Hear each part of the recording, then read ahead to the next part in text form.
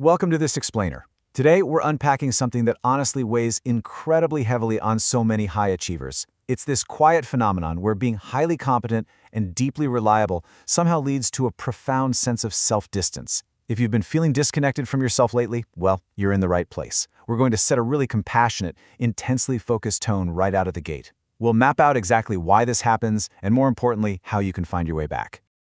I don't recognize myself lately. Man, does that sound familiar? It is such a deeply unsettling feeling. It's that quiet loss of self that creeps in when you are still holding absolutely everything together. You know, you might look at a photo of yourself and feel this small, strange delay before recognition kicks in. You might be the person everyone relies on, keeping the trains running on time at work, at home, in all your relationships. And yet, privately, you feel like you're slowly disappearing. We're absolutely going to acknowledge that exact pain signal today. Okay, let's dive into this. There's a totally fascinating contrast happening here. On the outside, you are competent, you are reliable, and you are fundamentally holding it all together. You are incredibly useful to everyone around you. But on the inside, you feel flat, foggy, and just far away from yourself. This is the exact disconnect we're exploring.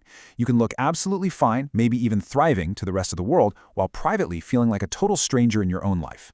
To really understand this, we need to completely shift our paradigm. When we feel that fog and distance, our immediate instinct is to ask, what is wrong with me? Am I broken? Am I just getting lazy?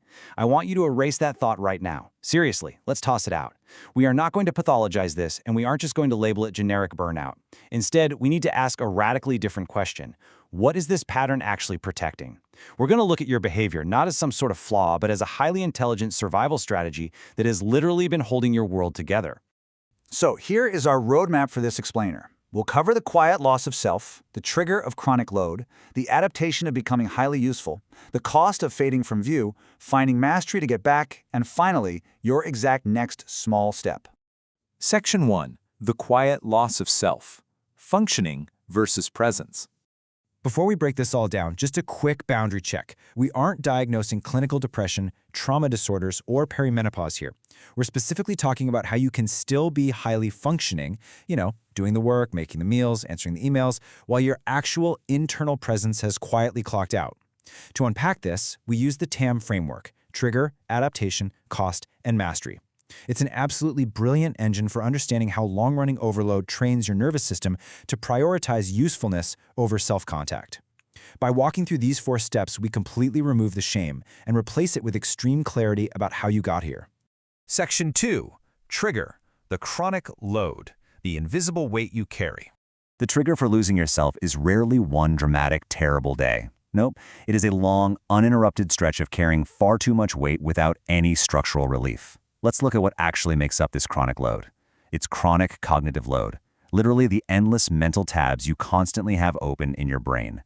It's invisible labor. It's doing the remembering, anticipating that you're almost out of milk, and emotionally smoothing things out to keep the peace at home or at the office. Honestly, it's like answering emails while your soul is on vacation. And you're doing all of this with utterly insufficient recovery time. You are effectively carrying the operational blueprint for your entire ecosystem in your head 24/7. Section 3. Adaptation. Becoming highly useful. Overfunctioning as a shield. When your system faces that kind of relentless pressure, it has to adapt. And how does it do that? By becoming incredibly highly useful. You learn to use overfunctioning as a literal shield. And this brilliantly illustrates that overfunctioning is a protective adaptation.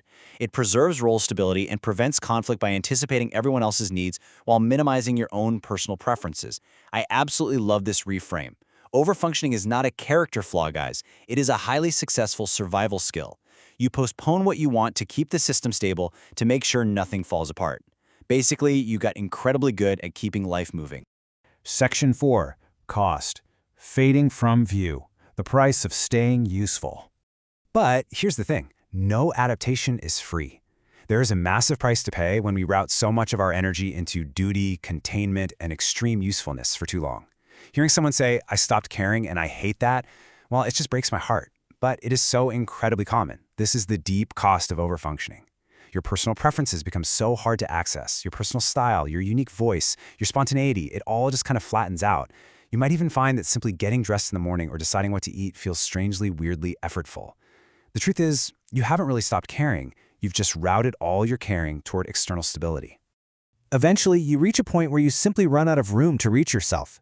So the crucial point is, When you are constantly anticipating, managing, and smoothing out life for everyone else, your usefulness remains highly visible to the world, but your actual self-contact quietly drops away.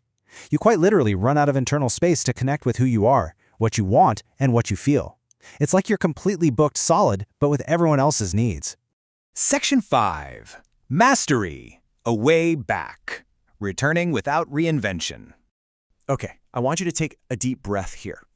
A super common but completely false idea is that to fix this, you need a total reinvention. That you have to drop every responsibility, quit your job, flee to the woods, and somehow magically become a less caring person. That's simply not true, and honestly, it's not helpful either. True mastery is much simpler. It's just mapping the sequence we just talked about. It's keeping the intelligence of your adaptation, but learning to spot the overload earlier. It's finding just one low-friction return cue to reduce the drag between you and yourself. You don't have to blow up your life to find yourself again. Section 6. Your next small step. The free pattern map. So let's walk through exactly what to do next. We're going to do this by offering a low-friction, zero-shame return path that actually honors your current and likely very depleted energy levels.